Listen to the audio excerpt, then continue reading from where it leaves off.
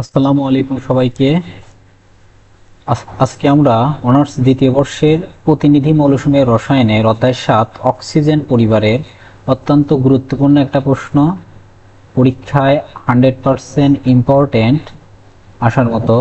সেটা হচ্ছে স্পর্শ পদ্ধতিতে সালফিউরিক অ্যাসিডের মূলনীতি বর্ণনা করতে হবে। কোন পদ্ধতিতে?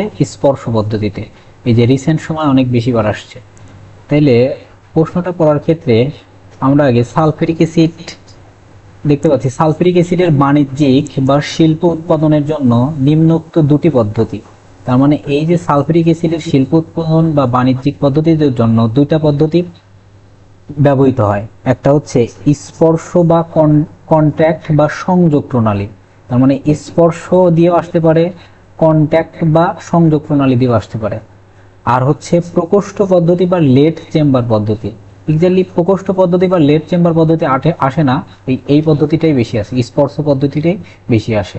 আর প্রশ্ন যদি কঠিন করতে চায় তাহলে ওই যে কন্ট্যাক্ট বা সংযোগ প্রণালী বলতে পারে, যে কন্ট্যাক্ট বা সংযোগ প্রণালীতে সালফিউরিক অ্যাসিড এর শিল্প উৎপাদন বর্ণনা করো বা মূলনীতি বর্ণনা করো। তাহলে স্পর্শ পদ্ধতি বর্ণনা করার ক্ষেত্রে আমাদের মূলনীতি প্রথমে মৌলিক সালফার যেগুলো মানে কি, যেগুলো হচ্ছে প্রকৃতিতে মুক্ত অবস্থায় থাকবে আর কি, প্রকৃতিতে শুধু মুক্ত অবস্থায় থাকবে আর কি, মৌলরূপে থাকবে, এগুলো হচ্ছে মৌলিক সালফার বা আয়রন পিরাইট। এখন আয়রন পিরাইট একটা যৌগ আকারে থাকে এবং আয়রন পিরাইটের সংকেত হচ্ছে Fe(S2). তাহলে মৌলিক সালফার অথবা আয়রন পিরাইট এভাবে থাকতে পারে। কি বায়ুতে দহন করলে, বায়ুতে মানে এখানে অক্সিজেন থাকবে, দহন করে সালফার ডাইঅক্সাইড প্রস্তুত করা হয়। তাহলে প্রথম ধাপে আমাদের সালফার ডাইঅক্সাইড উৎপাদন করা হবে। কিভাবে? মৌলিক সালফার অথবা আয়রন পিরাইট দিয়ে। তাহলে আমরা মৌলিক সালফারের কথা যদি চিন্তা করি, সালফার যোগ অক্সিজেন, তাহলে সালফারটা আমাদের সলিড অবস্থায় থাকে, অক্সিজেনটা গ্যাসিয়াস অবস্থায় থাকে। এখান থেকে যেটা উৎপন্ন হয় সেটা হচ্ছে সালফার ডাইঅক্সাইড উৎপন্ন হবে গ্যাসিয়াস পদ্ধতি। এখন ২ নম্বর পয়েন্ট আইসা বলতেছে উৎপন্ন সালফার ডাইঅক্সাইড গ্যাসকে বিশুদ্ধ ও শুষ্ক করে প্লাটিনাম চূর্ণাকৃত অ্যাসবেস্টেস বা ভ্যানাডিয়াম পেন্টাঅক্সাইড V2O5 অনুঘটকের উপস্থিতিতে বায়ুর অক্সিজেনে জারিত করে সালফার ট্রাইঅক্সাইড, তার মানে দ্বিতীয় ধাপে আমাদের সালফার ট্রাইঅক্সাইড উৎপন্ন করা লাগবে।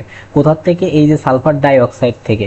এবং আমাদের অনুঘটক হিসেবে কি কি থাকবে? ভ্যানাডিয়াম পেন্টাঅক্সাইড অথবা অ্যাসবেস্টস অথবা প্লাটিনাম চূর্ণাকৃত। তাহলে দ্বিতীয় ধাপের যে আমাদের বিক্রিয়াটা সেটা হচ্ছে এই যে সালফার ডাইঅক্সাইড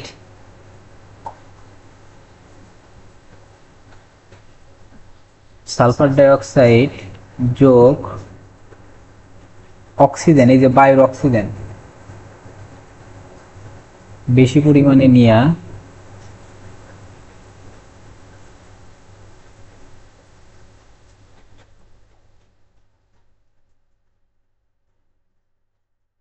সালফার ট্রাইঅক্সাইড যোগ ৪৫ ক্যালোরি শক্তি উৎপন্ন হবে এবং দ্বিতীয় ধাপে ৪৫ কিলো ক্যালোরি শক্তি উৎপন্ন হবে এবং সালফার ট্রাইঅক্সাইড উৎপন্ন হবে।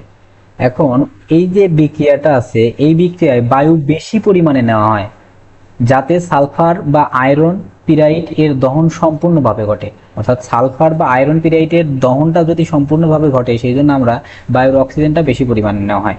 এখন ৩ নম্বর পয়েন্ট, উৎপন্ন সালফার ট্রাইঅক্সাইড গ্যাসকে গাঢ় সালফিউরিক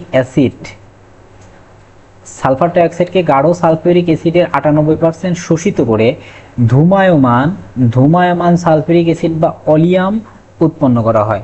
এখন এই যে ধূমায়মান সালফিউরিক অ্যাসিড বা অলিয়ামের সংকেত হচ্ছে H2O7। তাহলে এই ধাপের বিক্রিয়াটা কি? উৎপন্ন সালফার ট্রাইঅক্সাইড, এই যে আমাদের সালফার ট্রাইঅক্সাইড যোগ গাঢ় সালফিউরিক অ্যাসিডের উপস্থিতিতে H2SO4, গাঢ় বা লিকুইড জাতীয় জিনিস, এখান থেকে যেটা উৎপন্ন হয় সেটা হচ্ছে অলিয়াম বা ধূমায়মান সালফিউরিক অ্যাসিড H2S2O7 লিকুইড, এটাকে বলা হচ্ছে ওলিয়াম বা ধূমায়মান সালফিউরিক অ্যাসিড। এখন 4 নম্বর পয়েন্টে আসে বলতেছে ধূমায়মান সালফিউরিক অ্যাসিডের রাসায়নিক নাম পাইরোসালফিউরিক অ্যাসিড। এই যে যেটাই ওলিয়াম সেটাই হচ্ছে পাইরোসালফিউরিক অ্যাসিড। ধূমায়মান সালফিউরিক অ্যাসিড পরিমাণ মতো পানি মিশিয়ে, তার মানে এখানে পরিমাণ মতো প্রয়োজন মতো পানি মিশিয়ে 98% গাঢ় সালফিউরিক অ্যাসিড উৎপাদন করা হয়। কত পার্সেন্ট? 98%। ডিরেক্ট 100% পাওয়া যাবে না, 98% পাওয়া যাবে। H2S2O7 গ্যাসিয়াস যোগ প্রয়োজন মতো পানি, পানি একটা লিকুইড জাতীয় পদার্থ, এখান থেকে বিশুদ্ধ সালফিউরিক অ্যাসিড H2SO4 উৎপন্ন হবে।